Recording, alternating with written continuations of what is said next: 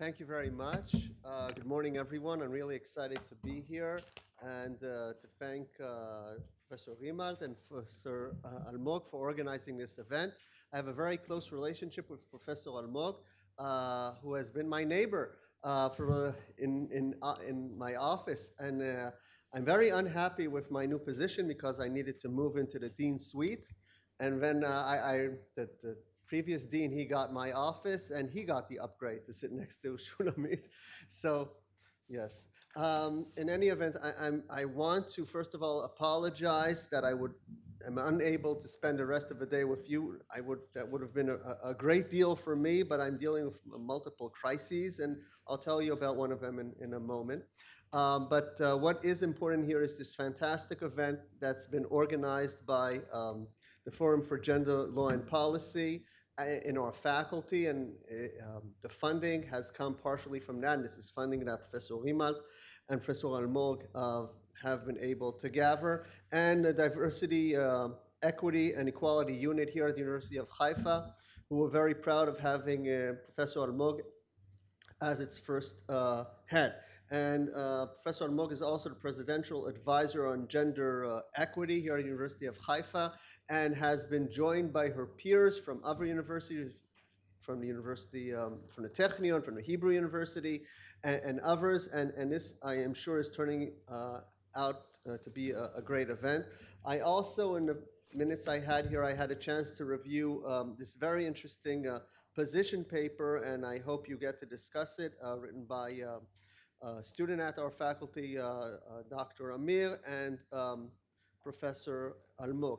And talking to Shulamit and Noya, we were talking about the differences between equality, which I guess is premised on outcome, and equity, which is premised on process, and the importance of having both.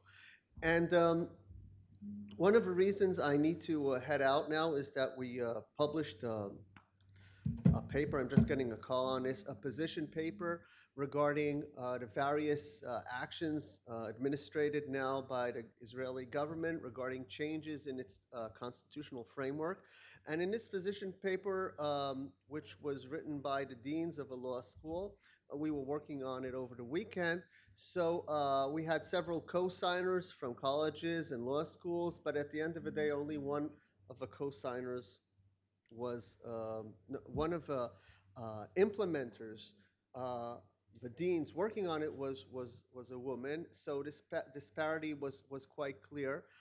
It's quite clear that in Israeli academia, even when you have an incoming class which is clearly balanced towards women on the BA or LLB level, and it's been that way for 20 years, even my incoming class, but the balance has even shifted greater. When you come to the end of the day, to the deans, to the full professors, this disparity is quite clear, and we need to think what we do about this. Of course, it's not only in law. When we look at positions of leadership in universities, in our university, the gap is significant, and I know you're doing good work on this.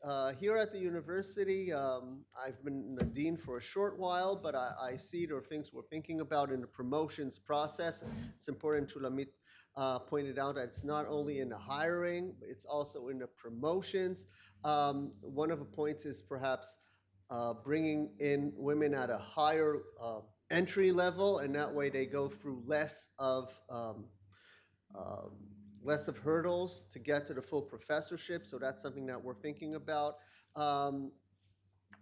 Obviously, there are various obstacles that Shulamit has been very instrumental in attending to, which pertain to leave and perhaps some compensation issues, providing grants, and many more things. So I'm sure this is going to be a great day. I want to welcome guests we have from the United States, from UK, from Europe, also from Israel, some students, doctorate students. I'm sure it's going to be a great discussion. I do hope to try and join you during the day at a later time, but I have to go put out some fires. Thank you very much, and good luck.